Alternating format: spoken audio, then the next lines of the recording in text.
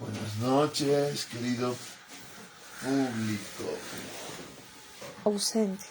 Ausente. Ya, oye, vamos a empezar leyendo lo de Leret, por favor. Sí. Oye, lee, por favor. Recién cargó ¿Qué? tu página. ¿Me cargó? Recién cargó tu página. Ah, ya. Por eso te he dicho que lo pongas desde antes. Lo está poniendo desde antes. Lee lo de Leret, lee los comentarios. Ya.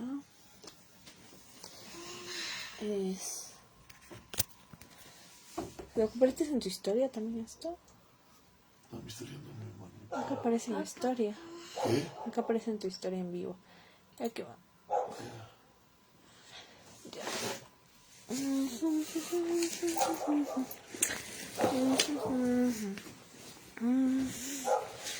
Vino la araña y se llevó. Es este, ¿no? Ya, tú sabes que... ¿De la meditación? No, mi amor, el anterior que estamos en la noche, mi amor. Ah, Ese, este. sí. Los comentarios. Donde vino Donde vino, sí. Los comentarios. Hay un me divierte. Sí, yo sé. No aparece todos los comentarios. Dice, ahí pon ahí. Pon ahí, mi amor. Ahí. No aparece este comentario, ¿ves? Mi amor, pon ahí. Acá estoy poniendo 40 y tantos comentarios. 40 y son comentarios. ciertos. Ahí te pone más reciente. Por eso, pues estoy buscando todos y no Mi amor, aparecen puedes todos. poner ahí. Se muestran más recientes. Ahí, haz clic más recientes. Ya. Ya, vamos. Ahí está Yere Palacios. Verte respuestas más. Verte respuestas más. Dice 34. Sí, sí, pero antes, verte respuestas más. Arriba, mi amor. Verte respuestas más. Ahí. Ya, oye, baja. Ahí, Janet. Ya, pues, pero ¿para qué quieres que pueda hacer Ya, respuestas por más? si acaso había uno más. Ahí, por favor, pon ver más y lee, Janet. Ver más. Cuando los Medici en Florencia arman la ciudad, ellos van a ser mecenas de arte, porque el arte genera esta transferencia de libido permanente, y entonces te religa transferencia de libido. Entonces te religa cuando Atenas llega al ciclo de Pernicles. Hay estatuas inmensas y con una estética belleza tremenda, donde todo el mundo quedaba admirado y religado a Atenas por ese poder. La estética tiene poder de tanto logra atrapar tu líbido. Lo que no puedes hacer es que atrapen tu líbido, ir al campo ontológico de tu líbido. Y tienes dos opciones. O superas todo tu líbido, o vas a lo mental, o vas a todo tu líbido. Y vas al polimorfo perverso y liberas tu líbido por todas partes, en todo el cuerpo, o superas el líbido y te vas a la cuestión espiritual y lo anulas. O juegas con estas posibilidades. El deseo es inconsciente, es muy difícil hacer consciente nuestro querer. El querer verdadero es un deber, un dharma. Si el sistema nos propone la estética y nosotros tratamos de adaptarnos a esa estética, estamos cagados. Requiere tiempo. Si no quiero estar a la moda, debo estar en permanente consumo para estar a la par de lo que los diseñadores han estructurado su estética. No se trata de ser expectantes del arte, sino de ser creadores. Si no estamos creando, estamos siendo creados por el sistema. Y esto se ve en todo. En nuestra ropa, en cómo caminamos, en nuestro cabello, crear obras permanentes. Ahí está lo verdaderamente político. Ahí se juegan las voluntades de poder. Es lo estético en donde se devela lo espiritual. Y eso estético está ligado a la cuestión del deseo del líbido. Lo que necesitamos es integrarnos, hacer un biotejido espiritual y volver a la comunidad. El otro campo ontológico es el campo del líbido, en donde se administra el deseo por ciertos paradigmas estéticos que en el capitalismo causan el consumo. Entonces se trata de jugar con la estética permanentemente. No quedamos en los paradigmas del sistema. ¿Qué tipo de cuerpos estéticos y consumo existen hoy? Actores, La Roca, Thor. Nietzsche pensaba que en una permanente superación estética, donde se juega con las formas de su potencial, recreándome permanentemente en las formas, crear esas formas, destruir formas y crearlas, no quedamos con los estándares. Godard en el cine. En este juego, todo aquello que haga que ayude a que la comunidad se encuentre, no los cursos de autoayuda, no la basura esta de hacer que nos llevemos bien y hacer como que todo está bien, no los encuentros reales espirituales, los encuentros que van a tener que lidiar con los problemas psicológicos y superar la lucha de clases étnica y racial. Si no se superan realmente los conflictos, se convierte en pura propaganda, puro rito vacío. Ahí entra la reflexión teológica, conceptualizar, porque de hecho yo no puedo unir a dos personas si Dios no está en el medio. Dios es lo único que puede unir porque en Dios está el perdón. Brenda Gutiérrez puso, miren qué belleza y perfección. Brenda Gutiérrez, detrás de Cristian. ¿Qué dice perfección qué? Es que te había estado grabando a ti y ella puso, miren qué belleza y perfección. Y luego en otro comentario puso, detrás de Cristian. ¿Detrás de Cristian? ¿Gato? Sí, asumo que el gato. Mira esto así. Yeah,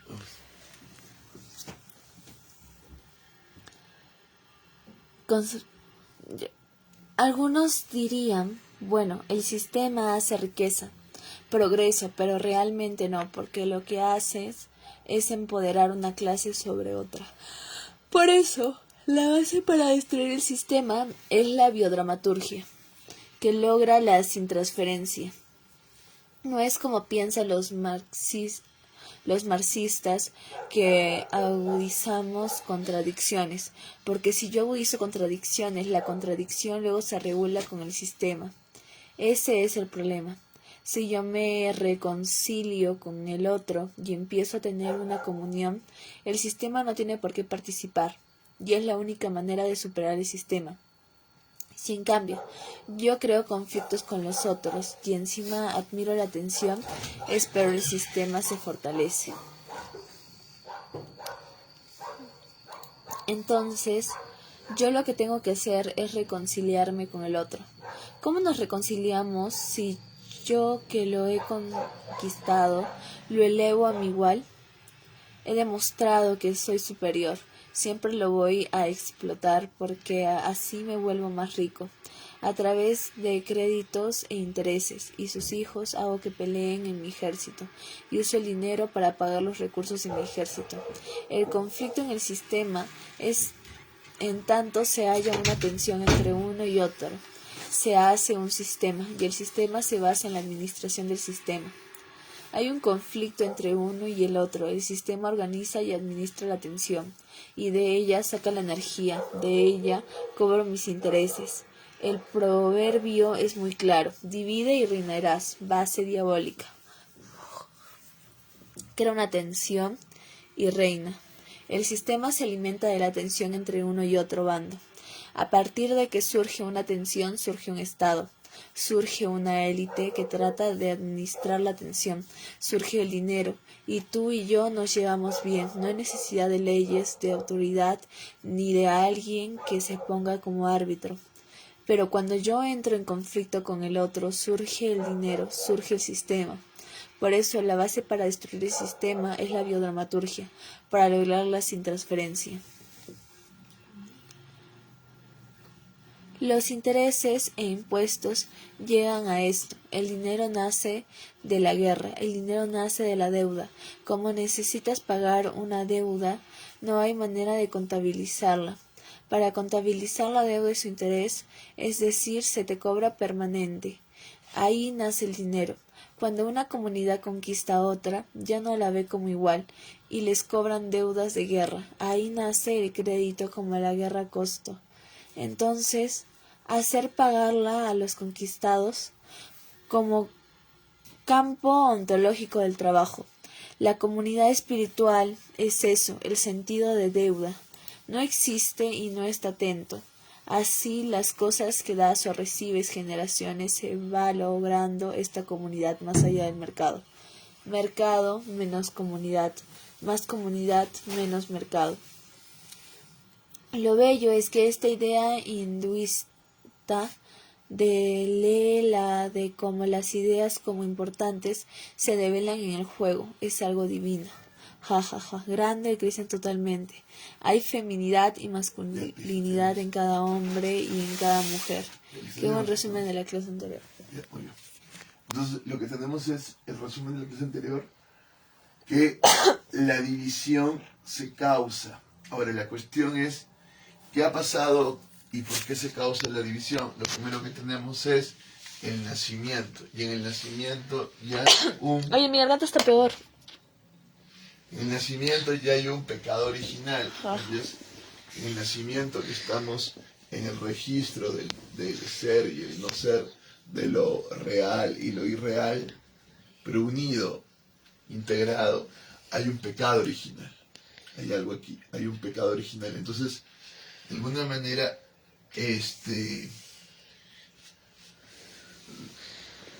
el principio, en el propio feto que está formándose, hay un problema. Este problema tendría que verse de alguna manera genéticamente, pero lo genético es otra episteme, lo espiritual es otra episteme. La idea es cómo integrar las epistemes. Me encanta. Ya. ¿Qué cosa me encanta? Luego vamos. Y lo que tenemos luego es el nacimiento. Y en el nacimiento hay un trauma, es el primer trauma. Es la expulsión.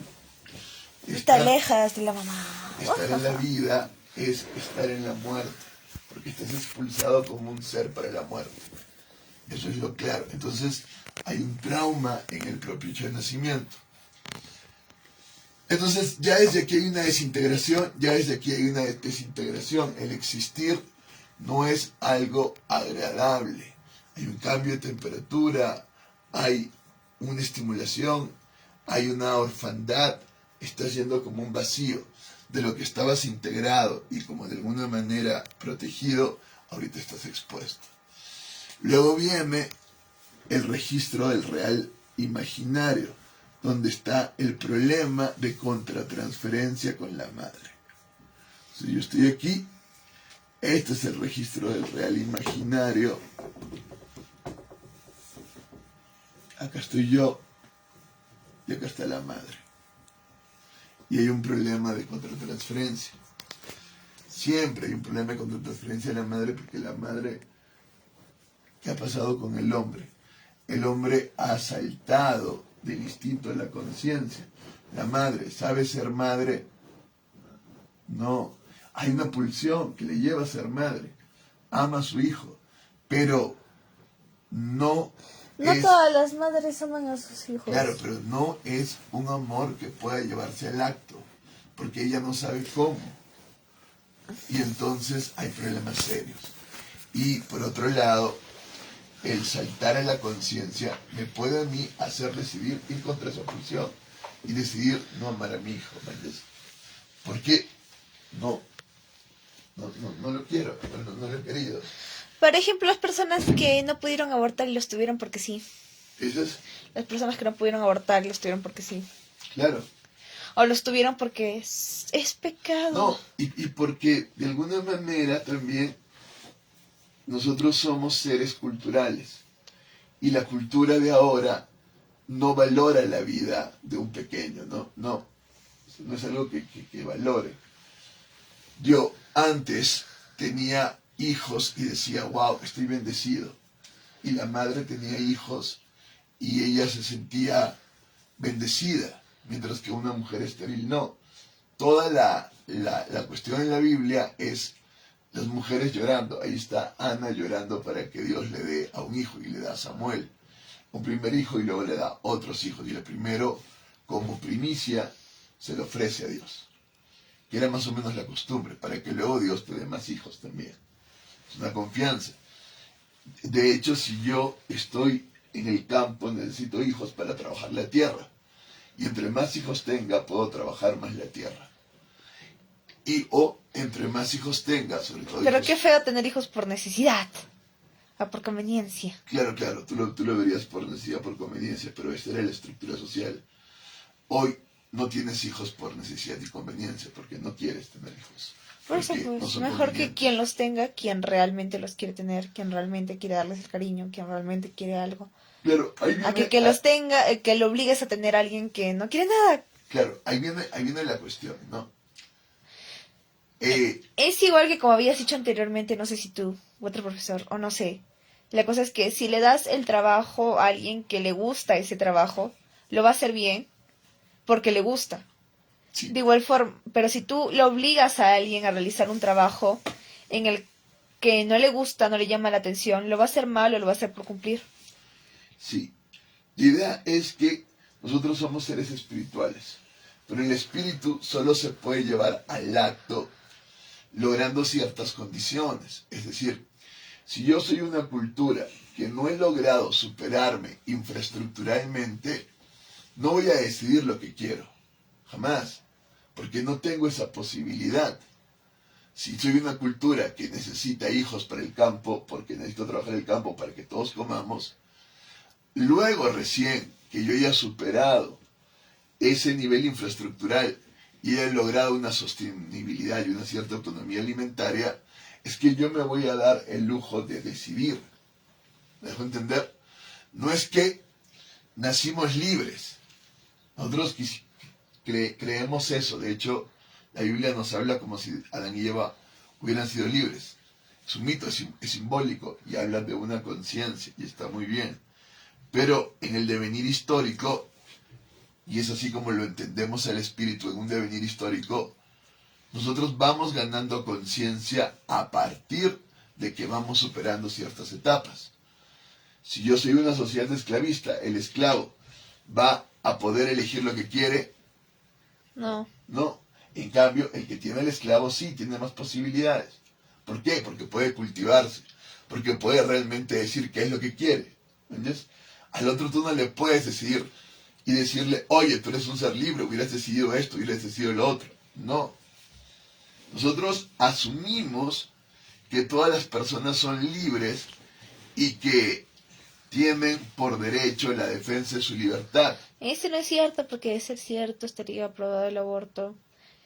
Las niñas pequeñas de 15 años podrían también ser accesibles, podrían también tener acceso a eso. El hecho, ya, Cada quien podría tener las decisiones que quiera sobre su cuerpo. ya, pero el hecho es que no se puede hacer eso porque ha sido un proceso histórico. Recién en la Revolución Francesa se le da derechos y se reconocen los derechos humanos. O sea, recién hace unos siglos. Y recién es que se reconoce la subjetividad humana como la base de la persona. Antes, antes no, se entendía y se podía entender que tú eres una persona, pero eres una persona por un don divino, porque Dios es persona y te ha hecho a ti persona. Ese don divino te lleva a ser a ti súbdito de Dios, y de alguna manera Dios va a estar encarnado en un rey, en un emperador, y tú eres súbdito de ese rey. Y el emperador y el rey no te va a preguntar si a ti te gusta o no te gusta, jamás, porque eso es algo que históricamente se ha ganado con la conciencia. La conciencia no estuvo en acto desde el inicio, no, fue un proceso en que la conciencia va reflexionando y esta conciencia va objetivando sistemas y valores distintos. Y eso de hacer lo que yo realmente quiero es algo de la modernidad. Antes no es así, no es lo que tú quieres. Antes era lo que Dios quería, luego lo que la iglesia mandaba, y luego recién, mucho después, Alejandro Pérez le puso me encanta. mucho después, en un Le sigue proceso poniendo me encanta. gracias, en un proceso de conciencia, tú asumes qué es lo que quieres. Por eso se los forma para que ustedes logren un paso más allá en la conciencia humana y para que ustedes luchen por la conciencia humana, porque esta conciencia se va develando, pero se está construyendo. Se está develando, pero se está construyendo. y, y va realizándose en ese proceso, en un acto de ser cada vez mayor. Pero antes ustedes no podían decidir lo que querían ser o no. ¿Entiendes? Entonces, no es tan así.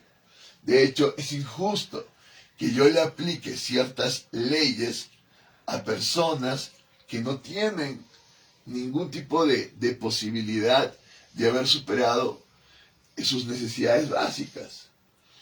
Por ejemplo, ahora, los candidatos, sobre todo en la Municipalidad de Lima, Urresti, López Aliaga, el mismo de Izquierda Caviar, El Alegría, Gonzalo Alegría, que supone que es hijo de Alonso Alegría, de Ciro Alegría. El Estado no les ha dado a ustedes una educación. Muchos de ustedes, de su generación, no han tenido conexión por internet y no han tenido mayores clases. El Estado no ha dado salud. Mucha de la generación de ustedes ha perdido a sus padres, a sus madres, ha perdido abuelos y por lo tanto han perdido a aquel que sustentaba la casa. El Estado no ha promovido mayor trabajo, al contrario, en la pandemia han quedado totalmente encerrados sin posibilidad de trabajar, con bonos bastante pequeños para la necesidad que se tuvo. Y cuando han tenido trabajo, lo que han tenido es una informalidad total otra vez, donde sálvese quien puede. Encima que tienes que competir con un montón de venezolanos que han venido, muchos, a hacer lumpen, a hacer delincuencia. Pero ahora ellos prometen seguridad como principal punto. ¿Cómo puedo yo prometer casi 1000 arrestos diarios a una generación a la cual yo no le he dado ni salud, ni trabajo, ni educación? ¿Cómo luego yo voy a exigirles que respeten ciertas reglas, que no roben, que no maten, que no se la busquen como sea? Y yo ahora lo que prometo es meter esa generación que el sistema no puede darles ningún lugar a la cárcel. No es justo. No tiene ningún tipo de justicia. No hay esta posibilidad de ser libres por naturaleza.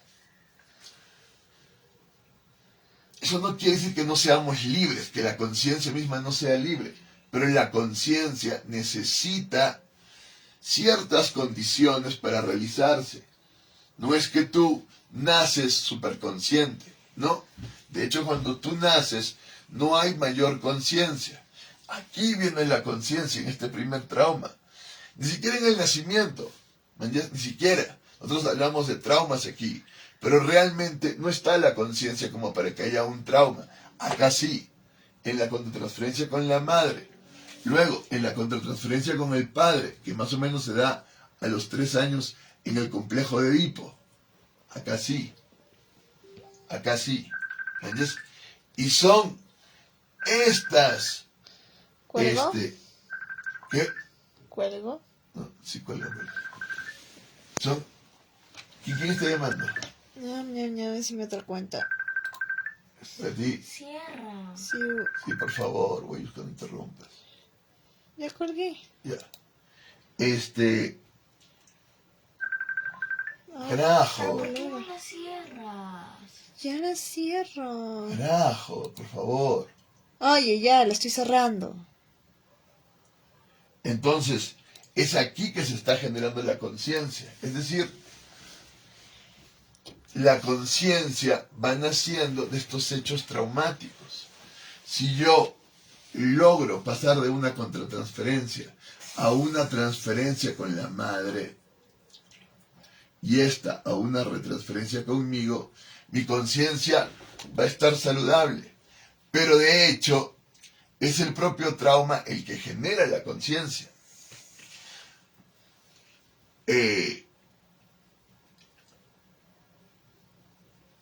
Es igual como en el mito del pecado original. Es que el pecado original está generando la conciencia. Antes estás integrado espiritualmente, de alguna manera, pero no no conscientemente, es decir, tu espíritu realmente no está en acto. Solo tu espíritu está en acto entrando en la conciencia. Y la conciencia se va generando en un real imaginario y con el Padre en un real simbólico. Y es ahí donde se está generando la conciencia. La propia conciencia es producto del trauma. Por eso, si tú eres un ser consciente, eres un ser traumado, de todas maneras. Porque si tú estuvieras en el instinto, no habría mayor trauma, todo funcionaría, todo sería como, de alguna manera, orgánico, pero de una manera inconsciente. Pero es que algo no ha funcionado y es lo que ha producido la conciencia. De hecho, somos conscientes porque somos vulnerables, porque no tenemos pelo, porque no tenemos dientes afilados, porque hay una piel muy sensible y porque tenemos la capacidad, el cerebro, de imaginar y representar el permanente dolor. ¿Entiendes? Y luego, con esa capacidad, tenemos la posibilidad de lograr figuras que nos curen. Y esas figuras que nos curan van a crear lo que es la religión. Y vamos a ir al espíritu absoluto. ¿Entiendes? Hasta aquí tenemos conciencia, pero realmente no tenemos espíritu. Porque el espíritu solo se logra en la religación de mi registro de lo real simbólico con mi registro de lo real imaginario. Mi registro de lo real imaginario, que es todas las imágenes que están cerca de acá y que yo luego voy recreando. Y lo real simbólico, toda la capacidad de invocar, de abstraerme, de seguir recreando todos estos imaginarios y empezar a crear cosas más complejas. Una vez que yo religue lo real simbólico y lo real imaginario, es que recién tengo espíritu. Y para eso necesito una figura en la cual se integren los dos. Una figura que supere el yin y el yang, un Tao. Una figura que supere aún mi propia imaginación y que yo no pueda representar. Porque si yo me quedo en el real imaginario, me quedo atrapado en las representaciones concupiscentes. Yo necesito pasar un real simbólico. Pero si yo me quedo en un real simbólico, no puedo llegar al real imaginario. Vamos a ver la película esta de Alas del Deseo con mamá. Y en Alas del Deseo es claro que los ángeles quieren llegar a la tierra. Porque ellos sí quieren pasar a un registro, entre comillas, de lo imaginario, que es el registro de las representaciones que me causan sensaciones, que causan deseos, que de alguna manera me atrapan. Ellos están en un registro espiritual absoluto, libre, y ninguna imagen los atrapa. A nosotros las imágenes nos atrapan. Si tú tienes un dolor en tu cuerpo, te atrapa. Es muy difícil que tú puedas salir del dolor de tu cuerpo. Si tú tienes en un real simbólico una invocación, una evocación de un trauma que está representado por X cosas, te atrapa. En cambio, en el espíritu absoluto, nada te atrapa, porque has religado todo y estás absuelto, y el espíritu no está atrapado en ninguna representación. Entonces es algo muy difícil de lograr. Para eso se medita, para eso se ora, para que no estés atrapado en ningún tipo de representación. Si no estás atrapado en ningún tipo de representación, ni siquiera la de tu cuerpo, estás libre. Estás libre. Por fin estás en lo divino, en lo libre, en lo absuelto, en lo absoluto. Y para eso se logran las religiones, para que tú te liberes. ¿Entiendes? Y ahí viene el registro de lo real, en el espíritu absoluto. ¿Entiendes? Pero, ¿cuál es el problema en el espíritu absoluto? Que son muy pocos los que logran esto. Sino que más bien se toma el espíritu absoluto para reinar sobre el mundo. No, se lo usa. Pero no has logrado el espíritu absoluto. Porque si hubieras logrado el espíritu absoluto, no te interesaría reinar sobre el mundo. El espíritu absoluto no maneja las representaciones del mundo. Está por fuera de ellas. Entiende que hay un mundo de representaciones, pero ese mundo no es su mundo. Ellos están en otro reino. Si yo estoy como Buda, meditando, y he logrado superar las representaciones de mi mente, ya las representaciones que hay en acá no me afectan de tal manera, porque estoy libre de ellas.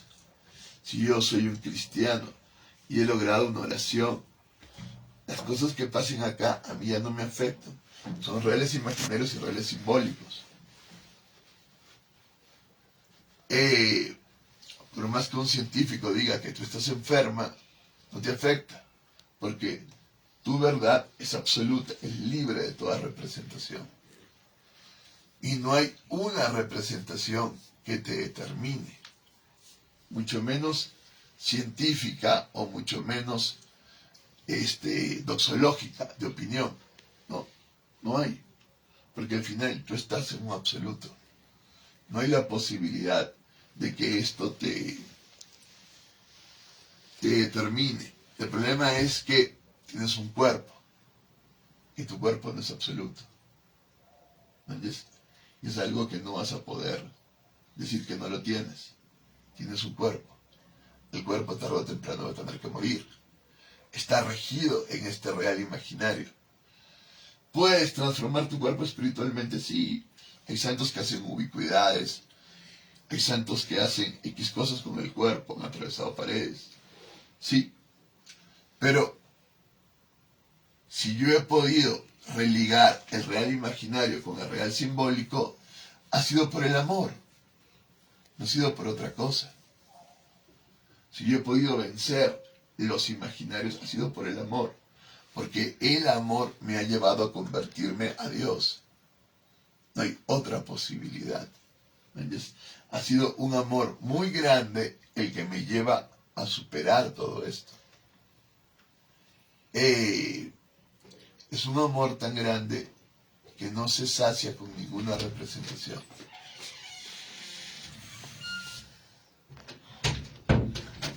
¿Cuánto amor? Sí, cuánto amor. ¿Entiendes? ¿A dónde tan melosos? Ya. Entonces, ¿qué pasa acá? Lo que yo hago con el espíritu absoluto es crear una tensión entre Dios y el hombre. Nosotros conocemos el conflicto ontológico entre el ser y el tener. Pero yo, diabólicamente, lo que hago es crear una tensión entre Dios y el hombre. ¿Entiendes? Y entonces, yo como rey represento a Dios. Y tú lo que haces es deberme, me debes. Me debes la vida, me debes.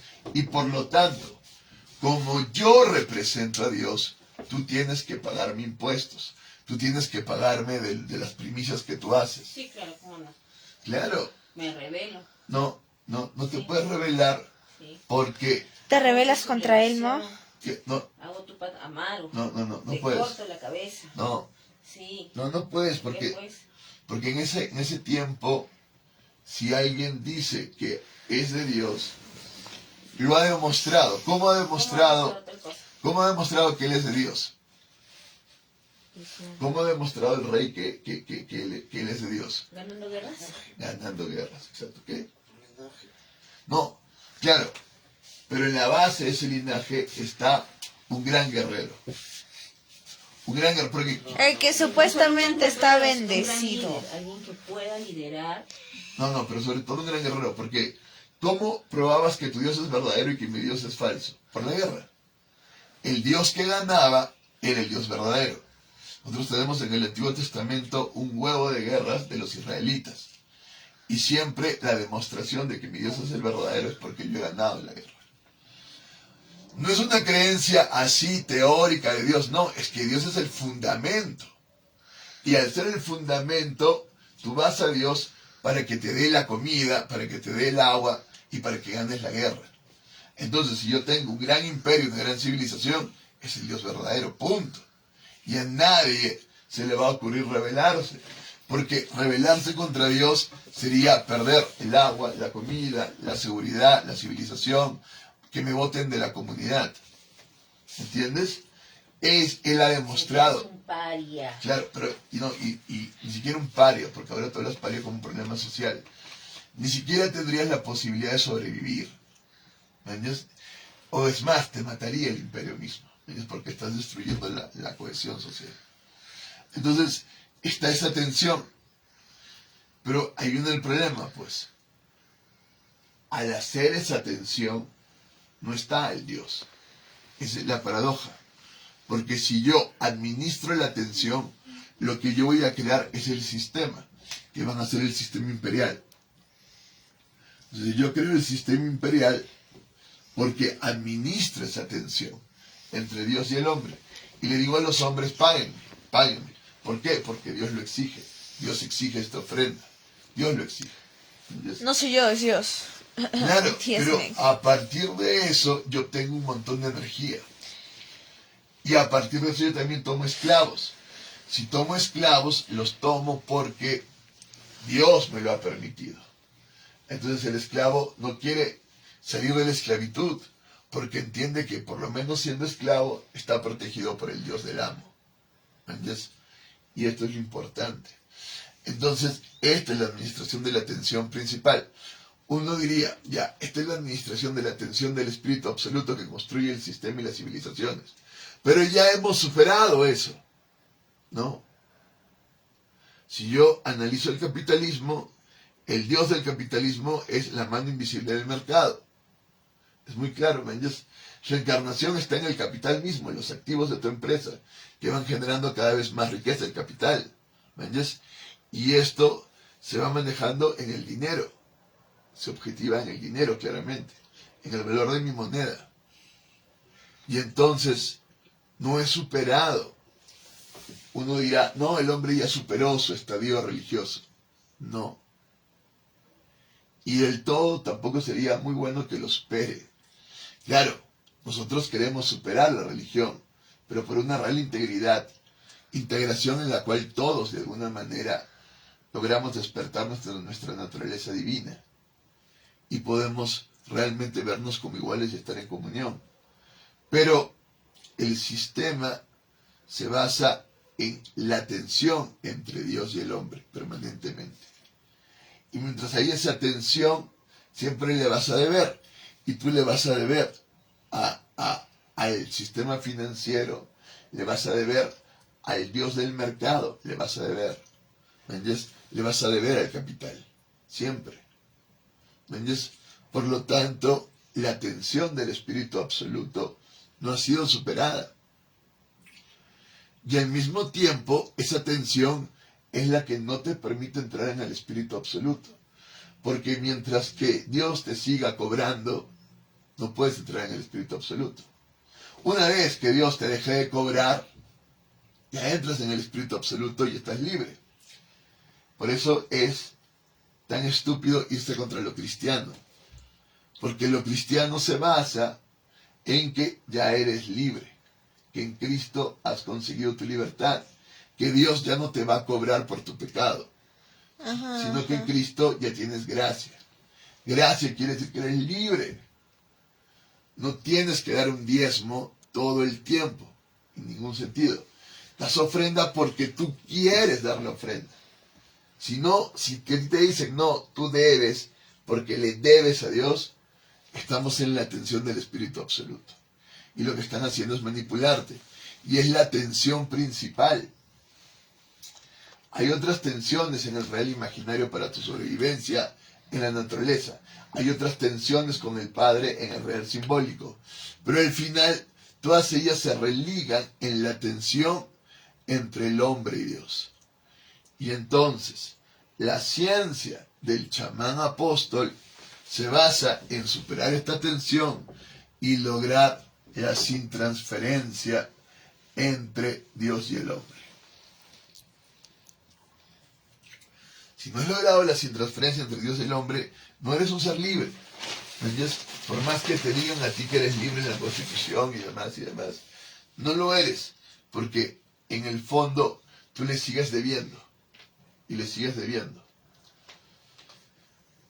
Y se sigue construyendo un imperio, y ese imperio está dado por esta tensión, y es esta tensión, que es una tensión metaestructural, la que hace que el sistema obtenga la energía. Tú le debes a Dios. ¿Entiendes? Esta es la tensión principal de todas. ¿Entiendes? Y esta es la que crea el sistema. La otra tensión está en el espíritu revelado. ¿Entiendes? En el espíritu revelado, lo que tenemos es que tú tienes que revelar lo absoluto. Revelas. Y la tensión que se crea... Dice menos del 20% de batería. Ya.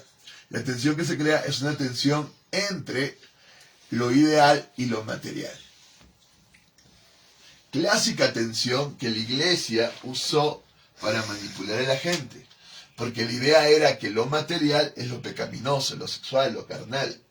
Entonces tenías que darte de latigazos y demás para disciplinar el cuerpo, para disciplinar la carne. Y los que eran masoquistas. Ir al ideal. Ir al ideal. Y con eso te manejaban muchísimo. Esta tensión, esta contratransferencia entre idea y materia.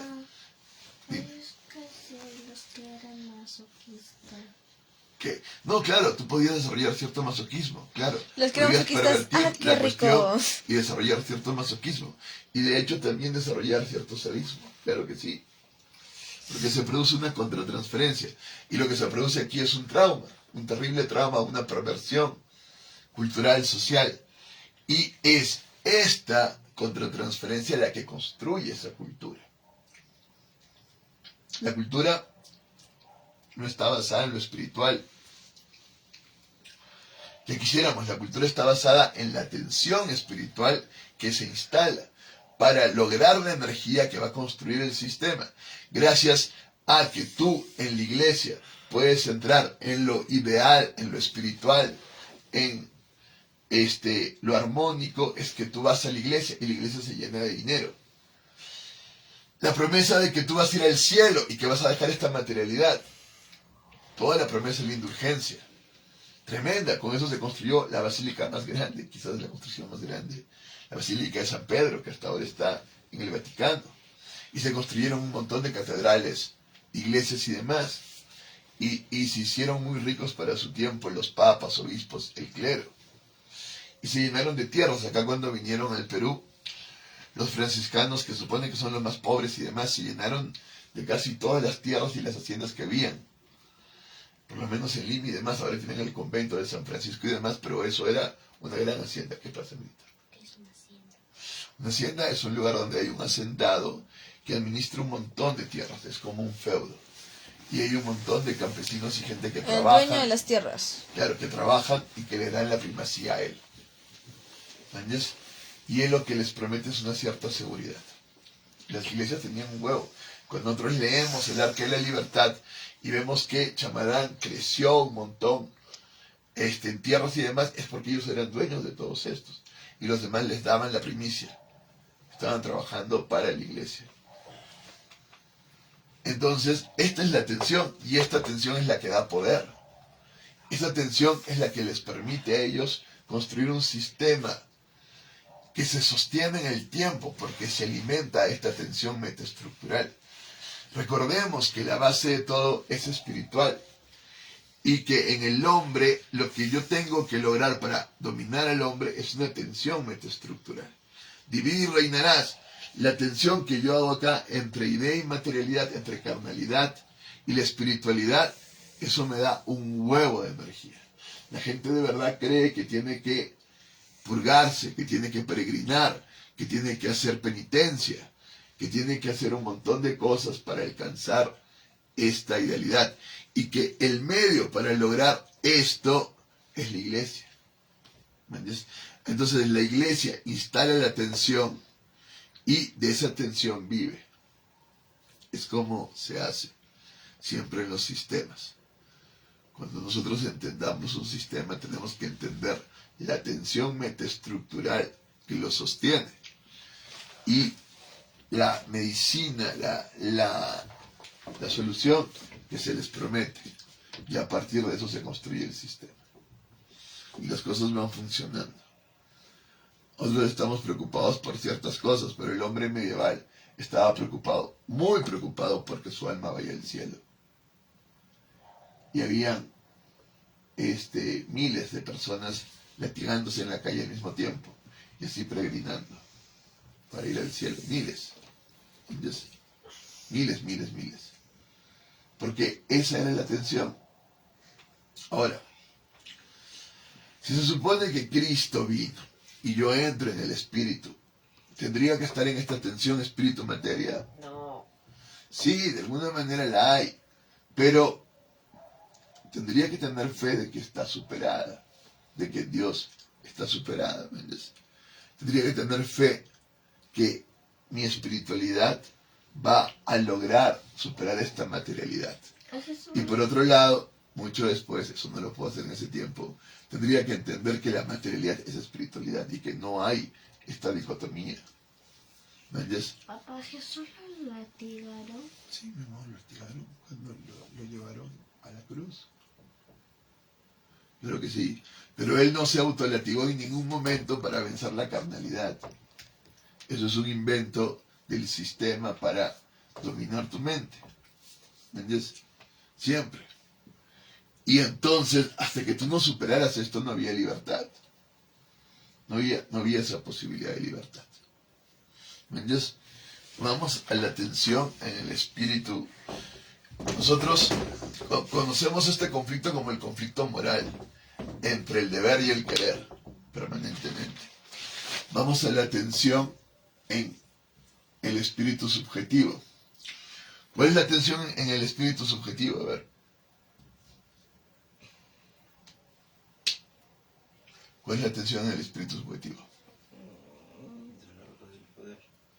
Claro, tú dirías que te lo reponer en el conflicto, pero ¿cuál es la tensión? ¿La tensión en el espíritu absoluto cuál es? Oye, usted, ¿la tensión en el espíritu absoluto cuál es? Entre el ser y el... Carajo, no el conflicto, la tensión. La tensión que le va a proporcionar energía a todo el sistema. ¿Cuál es la tensión?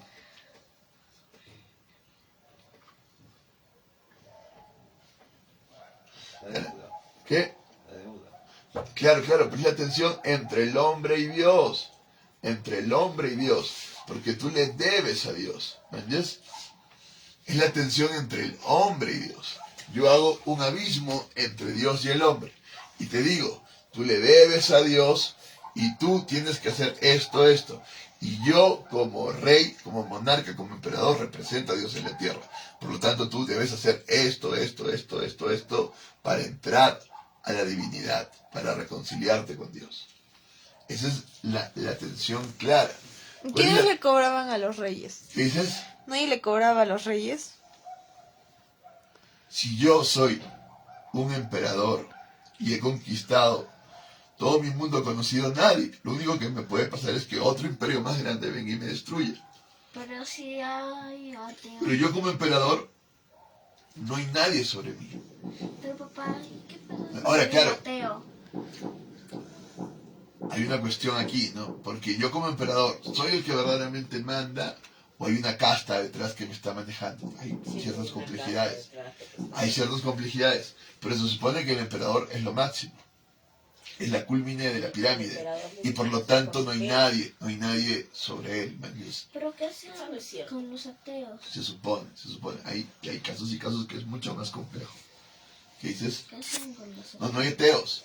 Porque tú no puedes ser ateo porque rompes, por eso les digo, que la posibilidad de ser ateo, de poder discernir, elegir, es algo que se ha ganado.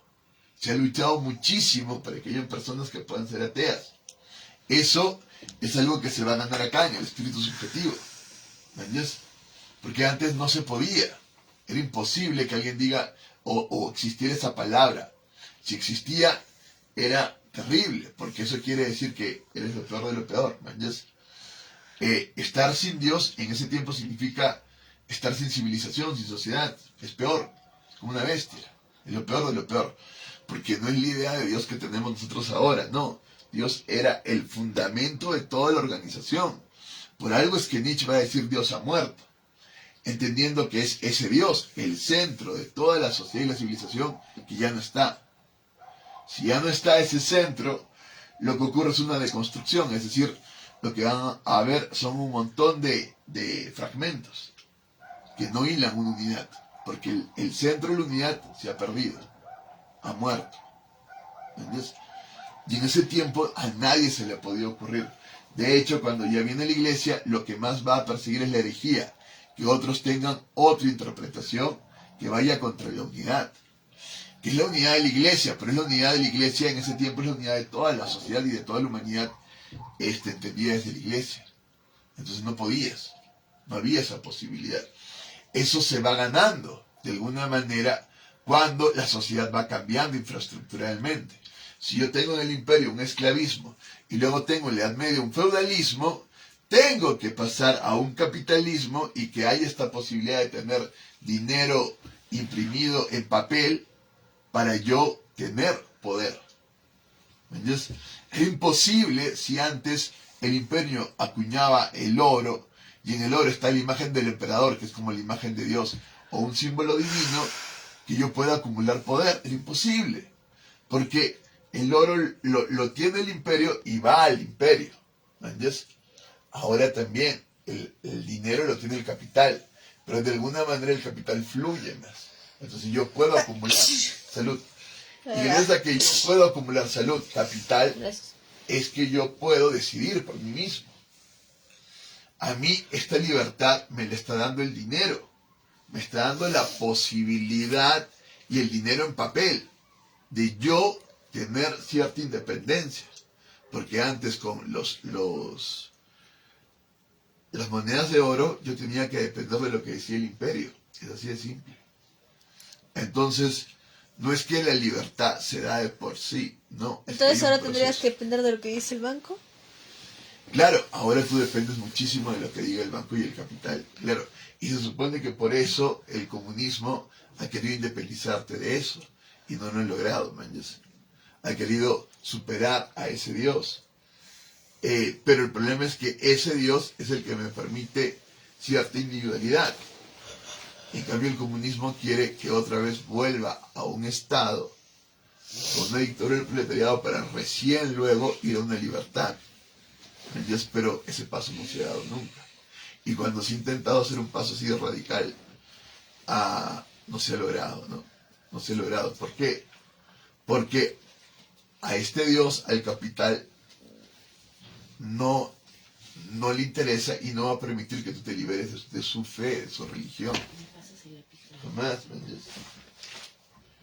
Entonces su poder es muy claro porque todo llega a estar mediado por el dinero.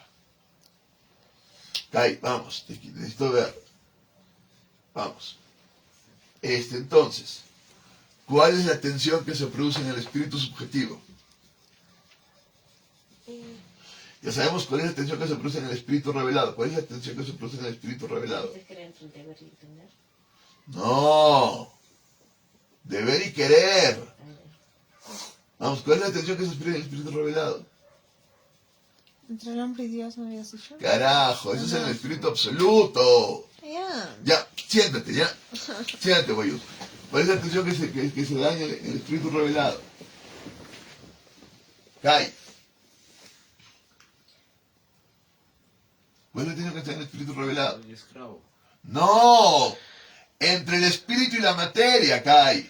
Es la iglesia. Te está diciendo que te golpees 1000 veces para que alcance la espiritualidad.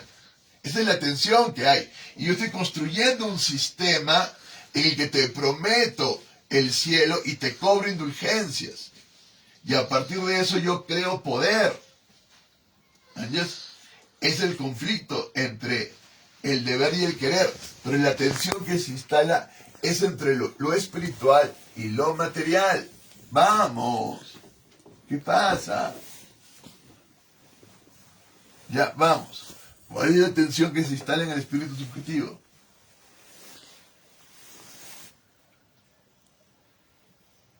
Entre el ser y el dinero.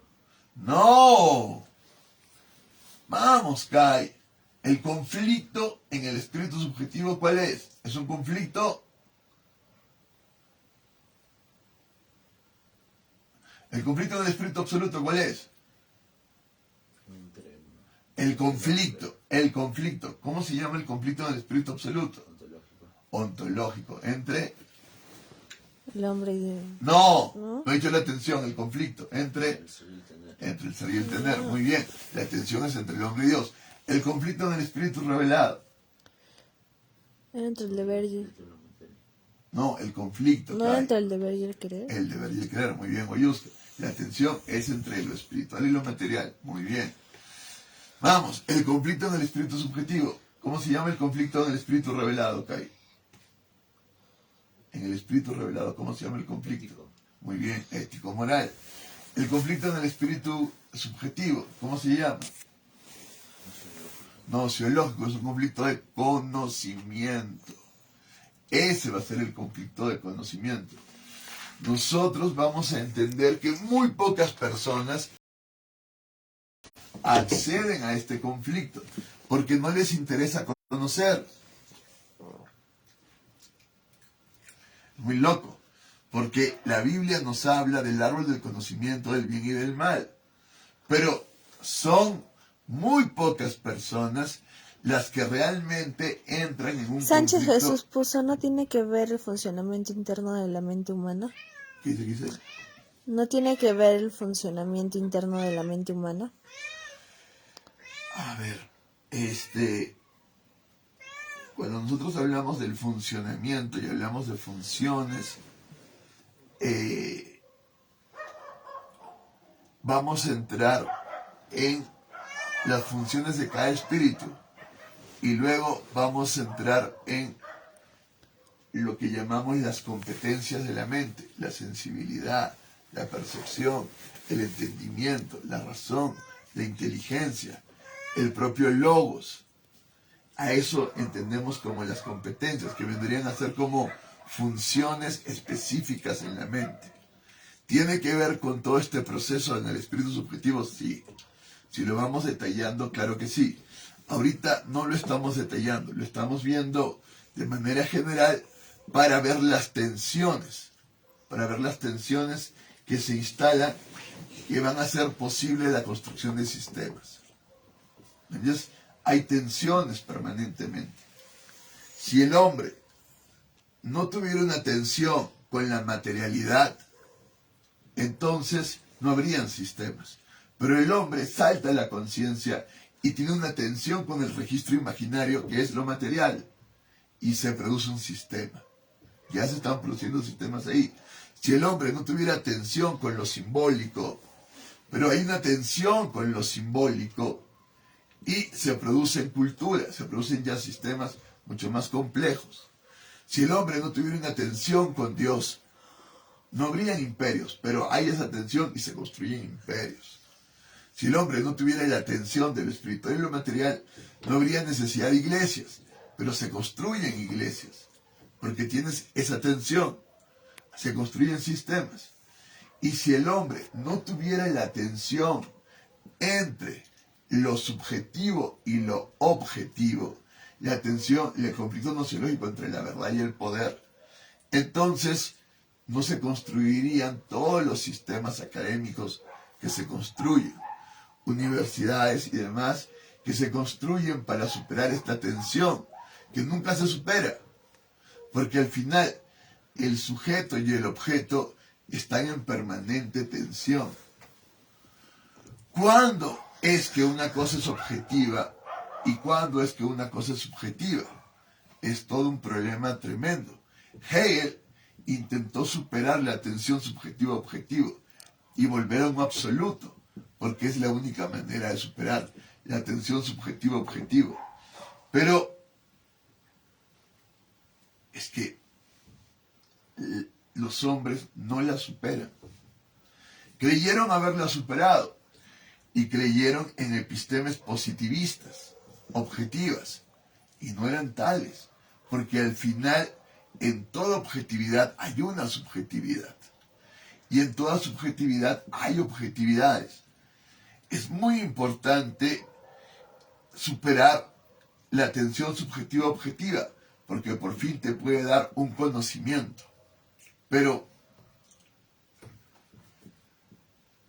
la mirada objetiva es una mirada de desubjetivación.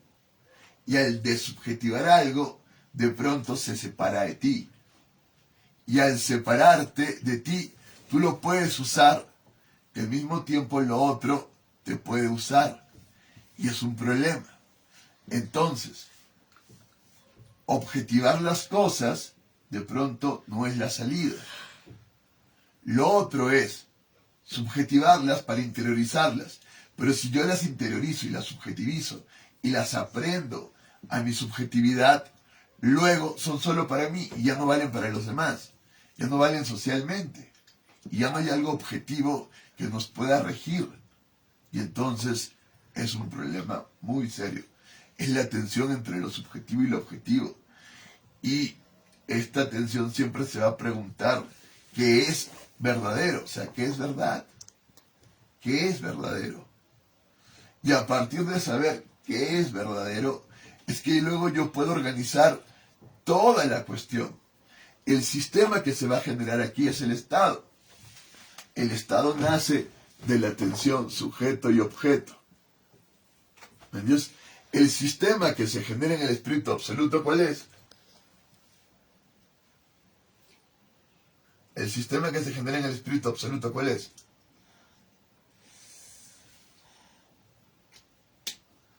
El sistema que se genera en el espíritu absoluto, ¿cuál es? ¿En la deuda? No, el imperio. El sistema que se genera en el espíritu revelado, ¿cuál es? No. La iglesia, muy bien. El sistema que se genera en el espíritu subjetivo, ¿cuál es? El Estado. El Estado, claramente. Es el Estado el que se va, el que se va a generar. Y ese Estado se tiene que basar en un conocimiento, entre comillas, objetivo y en valores éticos, morales, de alguna manera objetivos. Y entonces necesita superar el conflicto nociológico, epistemológico, y saber qué es lo objetivo y qué es lo subjetivo. ¿Entiendes? Entender esto es algo tremendamente difícil y es una tensión casi insuperable. Casi insuperable. La única manera de superar esto es ir al absoluto. Y entonces, esta tensión te lleva a la tensión espíritu-materia. Esa tensión te lleva a la tensión hombre y Dios. ¿Entiendes?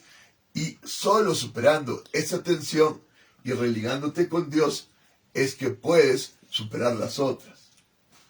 Si yo tengo un Estado, el Estado va a entender quién es el sujeto. Porque él va a decir quién es lo subjetivo. Entonces va a decir, el sujeto de derecho que yo cuido como Estado son mis ciudadanos. Y entonces tiene el poder de darte ciudadanía o no.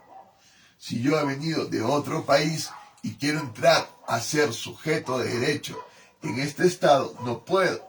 Porque hay determinadas normas y reglas por las cuales se da la ciudadanía y se da la subjetividad. Y por otro lado, yo quiero hacer ciertos objetivos, pero el Estado no quiere. Por ejemplo, yo como comunista quiero como objetivo tener sociedades en las cuales no rija la propiedad privada. ¿Puedo hacerlo?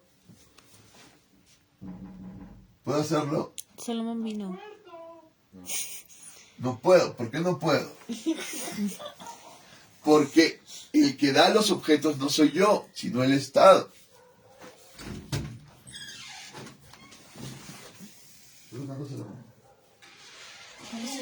Está tocando la puerta, Salomón. ¿Cuál puerta? Esa puerta, madre. El garaje. El garaje, madre. ¿La del garaje? Sí. Ya, entonces, yo tengo el Estado y el Estado determina quién es sujeto de derecho y y cuáles son los sujetos que debe perseguir. No es tan simple como que yo digo, soy libre. Por ejemplo, las personas que se han ido al BRAE a seguir la lucha de Sendero están siendo perseguidas por el Estado. ¿Por qué? Porque persiguen objetos que el Estado no ha determinado. No, el Estado ha determinado ciertos objetos. ¿Entiendes? Y es el Estado el que te dice cuáles son los objetos y quién es sujeto. El Estado determina que ustedes a los 18 años recién tengan la posibilidad de decidir y votar. Vamos. ¿Entiendes? Eso lo hace el Estado. Y el Estado se alimenta de esta tensión sujeto-objeto. Porque si yo lograra superar esa tensión sujeto-objeto, no habría por qué temer Estado. No habría. Para nada. El Estado va a determinar también ciertas clases sociales, ciertos sujetos y ciertos otros sujetos. Se supone que debería dar una igualdad, no la da. ¿Entiendes? Se supone. Porque el Estado está dominado por una subjetividad burguesa. Y el conflicto se supera, entre comillas, entendiendo que vas a lograr la subjetividad burguesa. Y en esa subjetividad burguesa,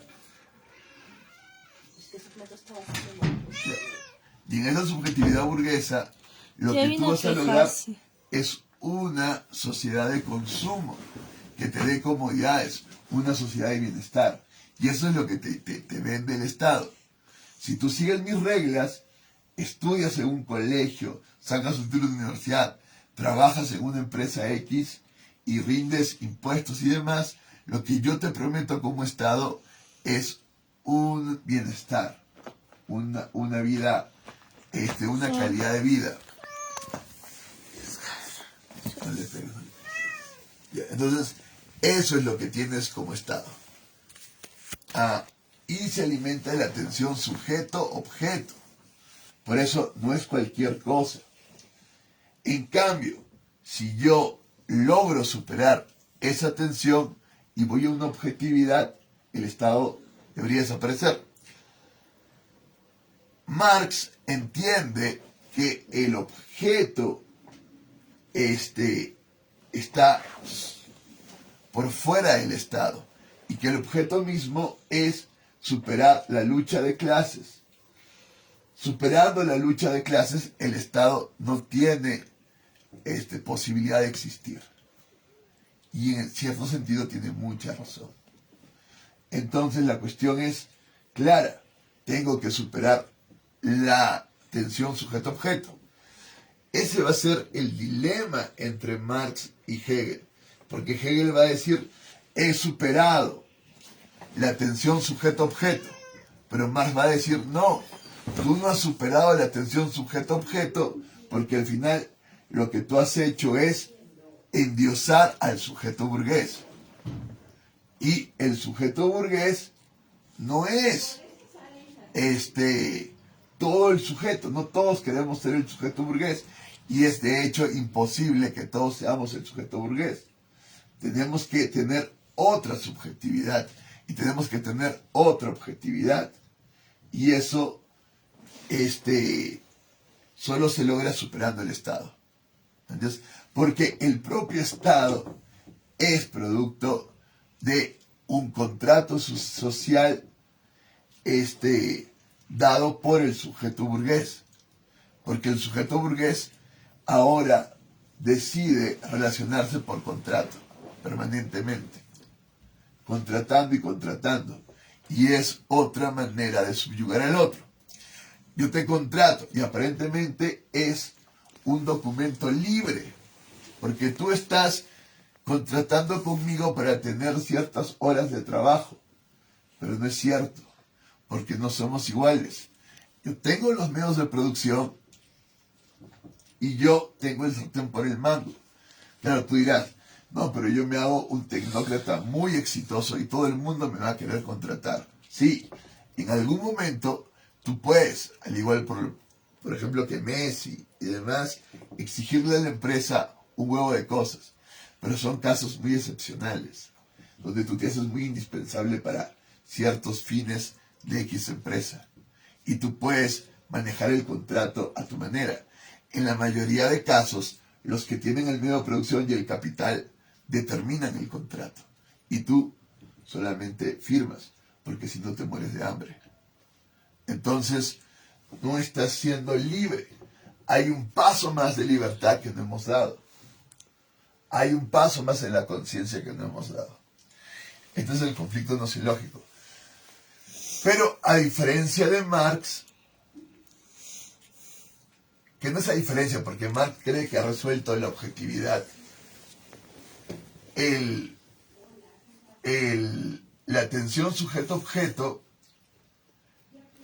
no es una tensión de clases, sino es una tensión nociológica de autoconocimiento, para que tú te conozcas a ti misma, a ti mismo, y puedas superarte. De hecho, si yo conozco objetivamente y me conozco a mí, yo puedo crear mi propia energía. No necesito la energía de una empresa privada. Yo puedo crear mi propia energía solar.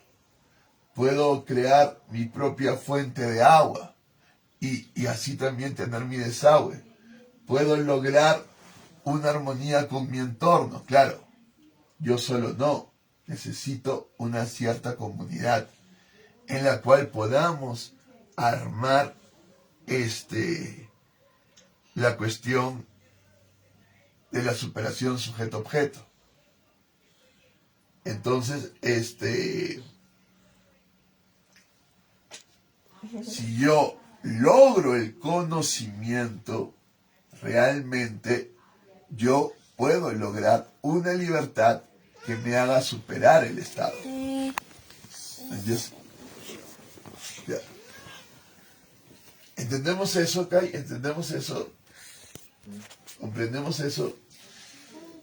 Marx, si lo leemos bien, también lo está diciendo de alguna manera, pero se pierde luego en el marxismo.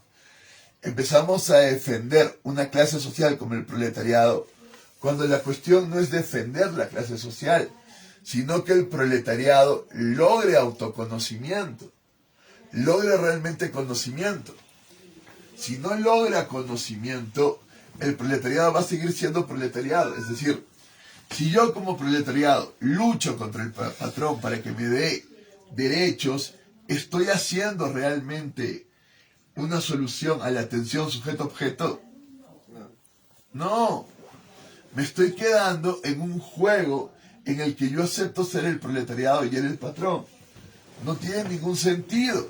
Lo que yo tendría que hacer es producir mis propios medios, lograr mayor conocimiento y tener otro tipo de sistema de distribución, no dada por el capitalismo. ¿Entiendes? Eso es lo que yo tendría que hacer. Y ahí recién soluciono el problema sujeto-objeto, la tensión sujeto-objeto. No tendría que quedarme identificándome como trabajador. Es una estupidez que yo celebre el Día del Trabajador, cuando justamente la idea era superar esa condición de asalariado.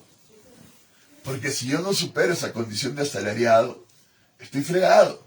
Estoy dependiendo del sujeto burgués y estoy aceptando mi subyugación al sujeto burgués.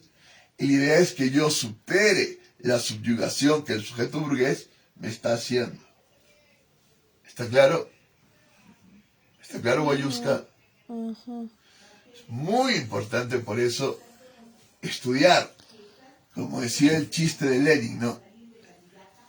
¿Cómo era el chiste de Lenin? Que yo tenía a mi esposa y que tenía a mi amante, pero al final el único que quería era tener tiempo para estudiar. Tener tiempo para estudiar permanentemente. Porque es lo único que le importa, estudiar y estudiar. ¿Entiendes? No hay otra cosa para él importante. La idea es que el proletariado deje de ser proletariado y asuma el conocimiento y el autoconocimiento para lograr una liberación. Y superar el Estado. No puede haber Estado. ¿Entiendes? Si hay Estado, es porque todavía tú no has logrado el conocimiento. No has logrado ni conocer ni conocerte. ¿Entiendes? Y la idea es que logres el conocimiento.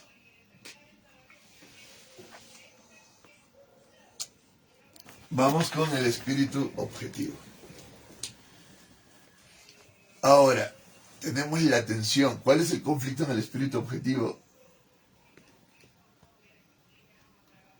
¿Cuál es el conflicto en el espíritu objetivo? ¿Cuál es el conflicto en el espíritu objetivo? Vamos. Carajo, ¿cuál es el conflicto en el espíritu objetivo? Ay, Guayusca, mira. El ser, No, ese es el espíritu absoluto, Kai. conflicto emocional. Claro, cuando llamamos el conflicto emocional, pero nosotros lo llamamos el conflicto integral.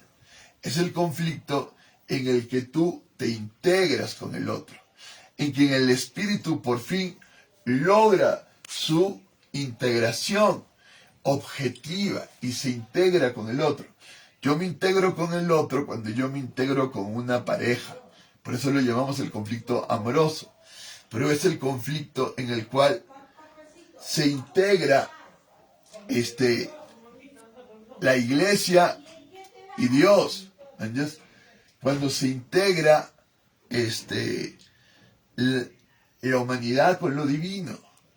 Eso es lo que se logra. ¿Entiendes? Cuando se integra el hombre y la mujer, cuando se integra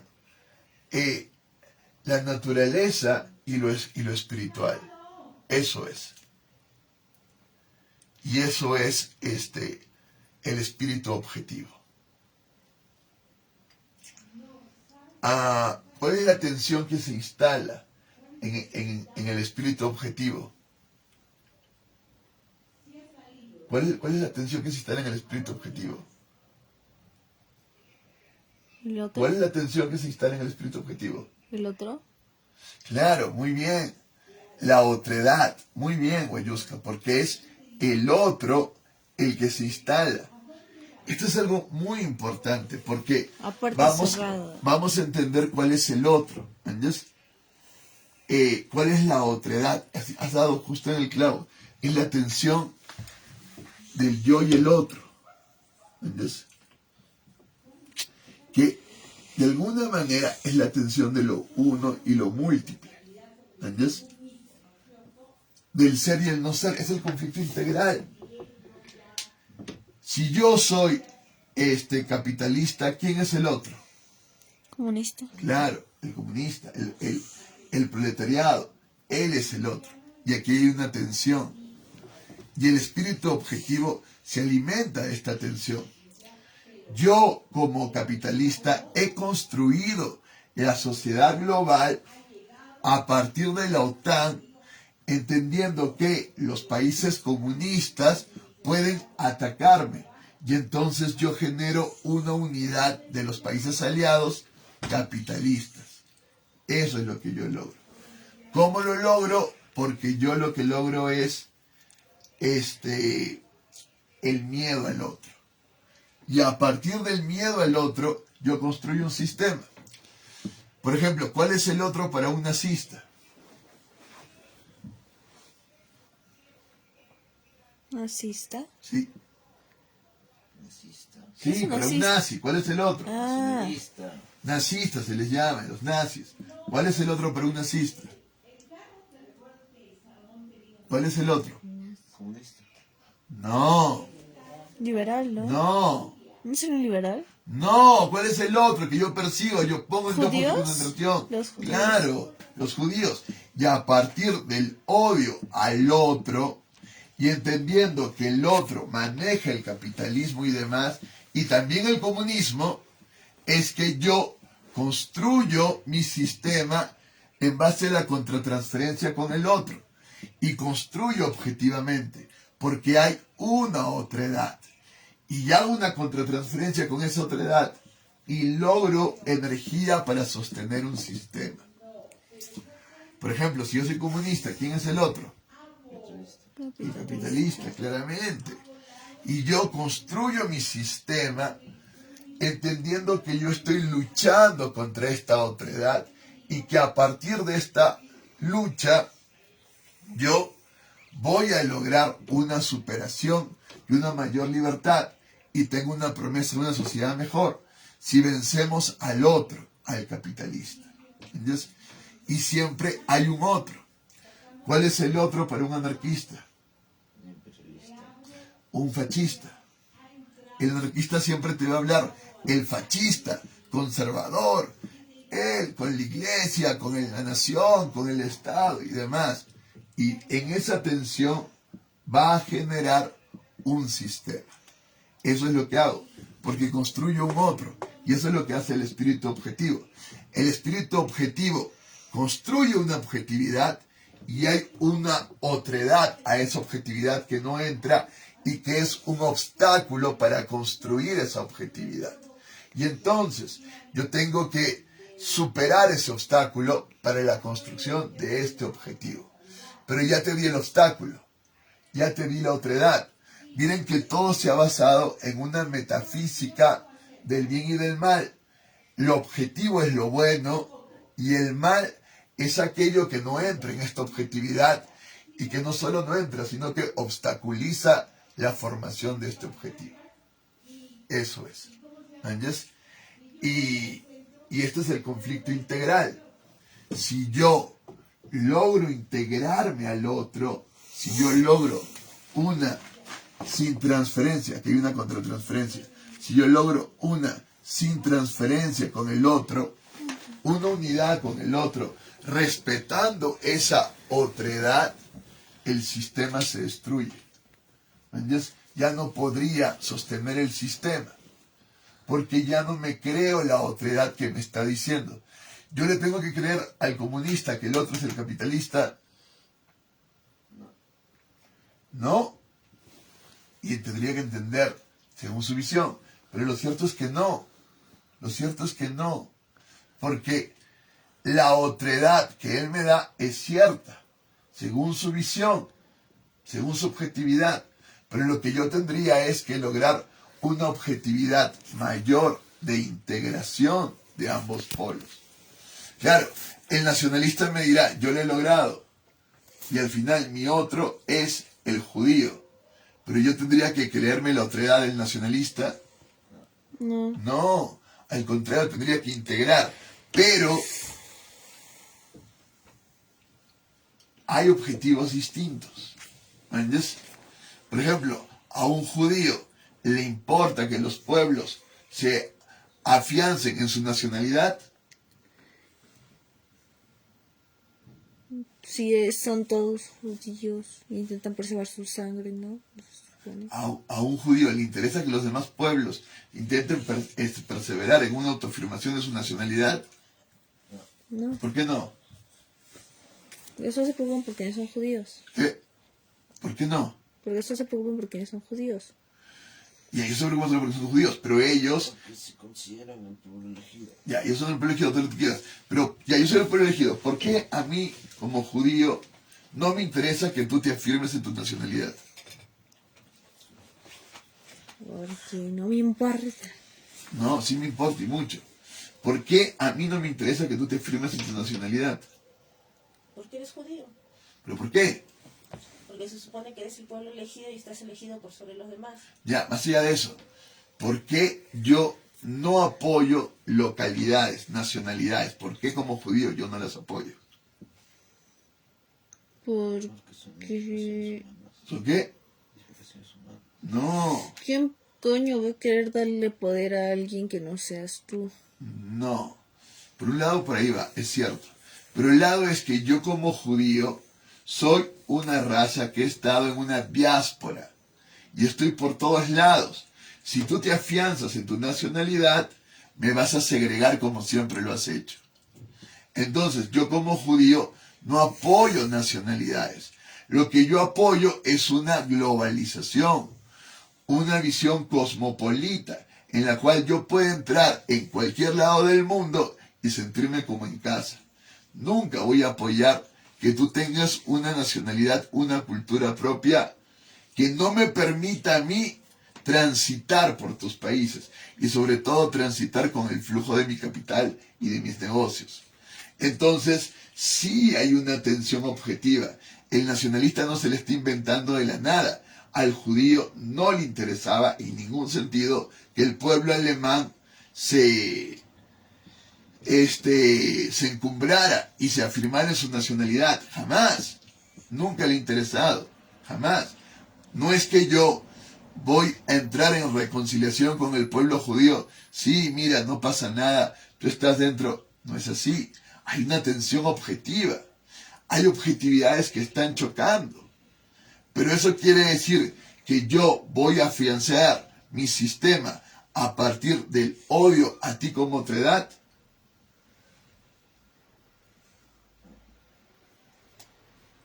No. No, ¿por qué no? No estaría ético, no estaría bien. Ya, pero no estaría bien, no sería ético. Sí, pero la idea es que tú tendrías que proponer otra cosa. La cuestión es, ¿se puede proponer una objetividad sin un odio a una otredad? Sí. Sí, Sería muy difícil. se puede. No, sería muy difícil. Claro, se puede, Kai.